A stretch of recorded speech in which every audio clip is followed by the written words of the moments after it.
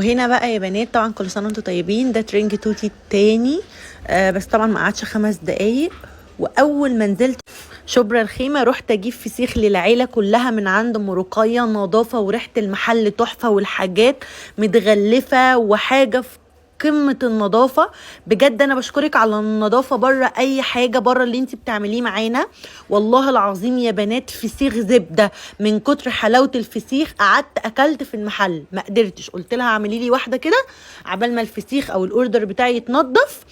ما اقدرش اجيب فسيخ للعيد من حد غيرها بصراحه. رحت قاعده واكله واحده كده حاف، مش قادره اقول لكم يا بنات الطعم، مش قادره اقول لكم الطعم زبده. وطبعا هو واضح على شكله، والناس الشاطره في الفسيخ عارفه قد ايه من شكل الفسيخ يبقى قد ايه حلو.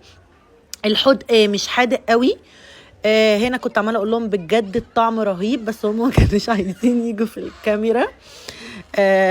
وما استحملتش زي ما انتم شايفين كده، نزلت حتى تكبتك كده يعني. حلوه قوي قوي قوي بجد، تسلم ايدك يا ام رقيه. هي في شبرا الخيمه يا بنات، والرنجه بقى قطعت لي كده رنجايه خلتها لي وقالت لي والنبي لا تدوقي الرنجه وجمالها، وحطيت لي عليها طحينه ولا البساريه. بالنسبه لي ام الخلول الثانيه، اللي عايز ياكل ام الخلول ياكل البساريه بتاعه ام رقيه. عندها سردين بس انا مش من محبين السردين يا بنات.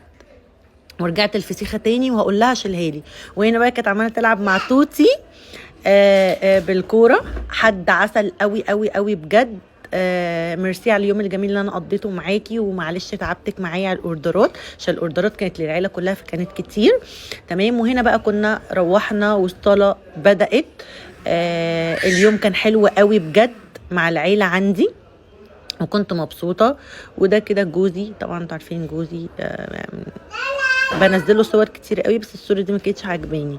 تمام. وهنا كانت الاطفال، بعض الاطفال بتوع العيله.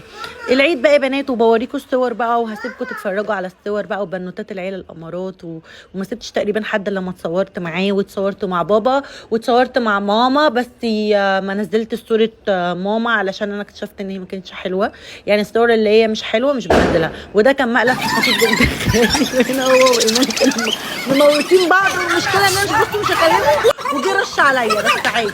وهنا كانوا كلهم مموتين، ايمان رش مش عارفه ليه. كنت قاعده طبعا عامله نفسي غلبانه عشان ما حدش يبوظ لي شعري، لان بصراحه مش هقدر ارش تاني.